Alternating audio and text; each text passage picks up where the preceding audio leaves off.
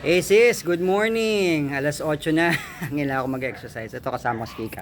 Gigi ako. Gigi ako. Oh, gigi ako. Gigi ako. Yo, gigi ako. Gigi. Gigi. Say hi to Minnie. Oh, hi Minnie. Minnie. Hi Minnie. Minnie. Minnie. Minnie. Hi Minnie. Ay nako. Hi. Wala, serious. Hi sis, magpagaling ka muna. Alam mo naman, sa panahon ngayon kailangan natin super strong and super strong talaga, di ba? So, bottom line talaga is the power of the Holy Spirit living in us, and I just pray na God will completely heal you so that so that you will be able to accomplish God has called you to accomplish. Habang we're waiting for Him, di ba? Either we go home early or we wait, di ba? So, yun lang mga kapatid. Basta, andito lang ako. Maraming salamat sa pagdadasal mo sa akin. Ako na-appreciate ko talaga, kapatid. Now is the time for us to move swiftly and by the leading and the power of the Holy Spirit living in us. Panoorin mo yung message ng Calvary Chapel ni Jack Hibbs last Wednesday. Yung Wednesday message nila, grabe powerful.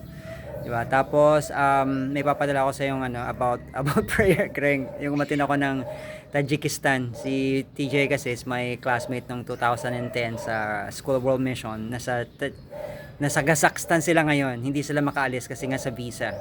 So naipit sila sa Kazakhstan. So hindi sila makapunta sa Tajikistan. So yun, let's pray for them, sa brother in the faith. Matin ako ng once a month na prayer meeting nila. So I'm also praying for them and also for the country of Tajikistan. Aside from Japan, 'di ba? Meron pa akong Tuesday prayer meeting for Japan. So let's keep on praying, kapatid, and cover me.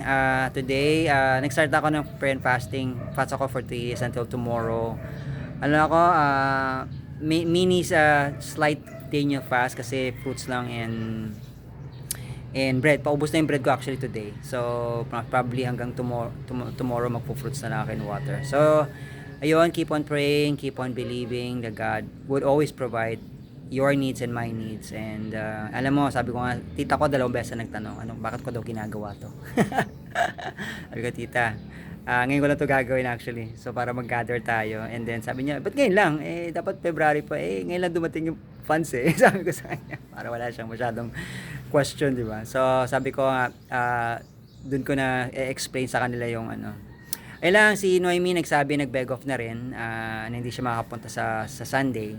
So, I understand, sis, kung hindi kayo makapunta. I understand. So, ayun lang, pray for me. And, i-video either i-video live stream ko siya, or maghihiram ako ng Zoom account na matagalan. So para mapadala ko ng Zoom and also makita ng mga family ko na wala rito sa Manila, tsaka yung mga family ko na sa ibang bansa. So, okay, God bless you sis. Have a wonderful day. Say hi Kiki. Kiki. Kiki. Ooh, Kiki. Kiki. And okay, God bless you sis. Have a nice day.